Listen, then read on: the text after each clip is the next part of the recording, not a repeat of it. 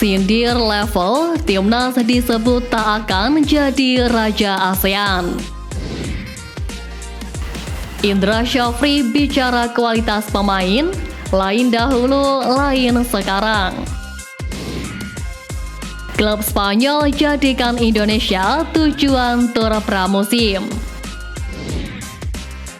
Padat merayap, supporter wajib catat jadwal timnas. Jadi, simak terus berita Timnas PES selengkapnya.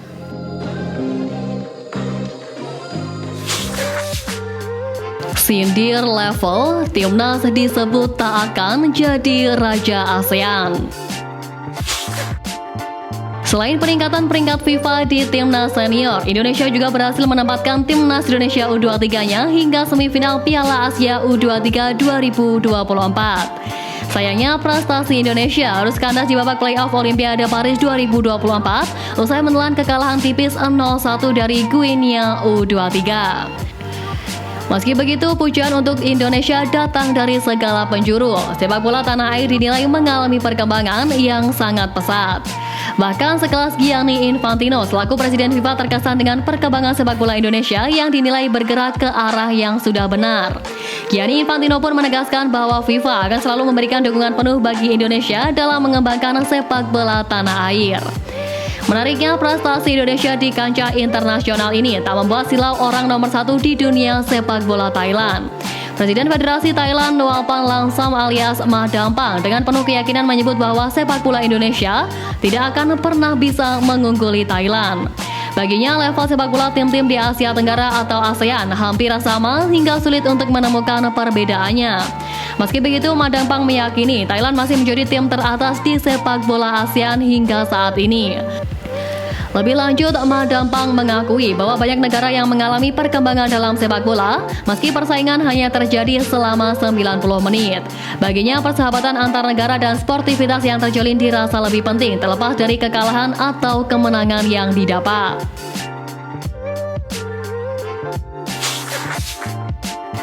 Indra Syafri bicara kualitas pemain, lain dahulu, lain sekarang.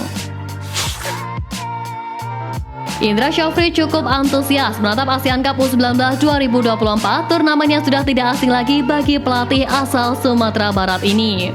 Memori masa lalu pun coba diingat Indra Syafri saat namanya pertama kali mencuat usai membawa timnas Indonesia U19 meraih juara di tahun 2013.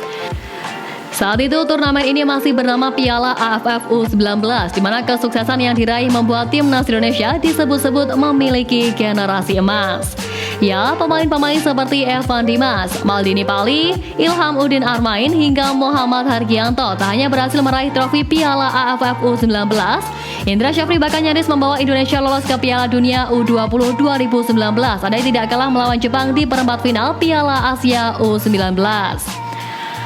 ASEAN Cup U19 2024 menjadi kesempatan ketiga pelatih kelahiran pesisir selatan ini menukangi timnas Indonesia U19. Indra Syafri yang sebelumnya menjabat sebagai Direktur Teknik PSSI ini terbilang memiliki catatan gemilang saat menukangi timnas. Lantas, bagaimana dengan level kepercayaan diri Indra Syafri menatap Piala AFF U19 tahun ini? Bisa dibilang cukup besar. Bukan tanpa alasan, pelatih yang membawa Indonesia kembali merengkuh medali SEA Games ini mengaku punya tim dengan materi pemain yang bagus. Bahkan kualitas para pemain yang dimilikinya saat ini dikatakan lebih baik dari materi pemain yang ia miliki di tahun 2013 atau tepatnya generasi Evan Dimas dan kawan-kawan. Indra Syafri tidak asal dalam mengatakan hal tersebut. Pengakuannya berdasar pada hasil berbagai tes yang sudah dilakukan para pemain. Laga pertama skuad Garuda Muda asuhan Indra Syafri di ajang ini sendiri bakal melawan Filipina pada Rabu besok di Stadion Gelora Bung Tomo, Surabaya. Timnas Indonesia U19 tentu dipandang sebagai calon peraih gelar juara di turnamen ini selain Vietnam, Thailand, dan Malaysia. Status tuan rumah dapat menambah potensi tersebut meski hasil akhir tidak bisa diprediksi lebih dini. Kini menarik dinantikan kejutan apa yang akan diberikan Indra Syafri dan timnas Indonesia U19 di ajang ini. Klub Spanyol jadikan Indonesia tujuan tur pramusim. Klub raksasa Liga Spanyol Atletico Madrid dikabarkan bakal berkunjung ke Indonesia dalam rangka tur pramusim. Kabar tersebut disampaikan oleh media kondang asal Spanyol Mundo Deportivo. Atletico Madrid sejatinya sudah menyusun program laga uji coba pramusim di Asia pada tahun ini. Hong Kong jadi destinasi pertama tim asuhan Diego Simon tersebut saat menantang Kici pada 7 Agustus nanti. 4 hari kemudian, Antoine Griezmann dan kolega juga bakal menantang Juventus di Gothenburg, Swedia. Sebenarnya tim berjuluk Los Colchoneros tersebut sempat dijadwalkan akan menantang PSG dan Inter Milan di Cina. Namun Mundo Deportivo menginformasikan bahwa dua pertandingan tersebut telah dibatalkan. Pembatalan disebabkan oleh kurangnya jaminan pembayaran dari pihak penyelenggara. Atletico dijadwalkan bermain melawan PSG dan Inter Milan di Cina sebelum Hong Kong. Namun tur tersebut dibatalkan karena kurangnya jaminan pembayaran, sebuah masalah yang juga berdampak pada juara Prancis dan Italia tersebut. Tulis Mundo Deportivo. Atletico tentu mencari opsi baru usai batal tampil di Cina. Pihak manajemen pun mencoba menjajal kawasan Asia Tenggara, dan Indonesia disebut sebagai negara yang berpeluang paling besar sebagai tujuan tur pramusim Atletico Madrid dan bakal menantang klub lokal saat tur pramusim di Indonesia. Besar kemungkinan tim asuhan Diego Simon tersebut bakal menantang klub peserta Liga 1 Indonesia. Memang kabar tersebut belum dikonfirmasi oleh pihak Atletico Madrid.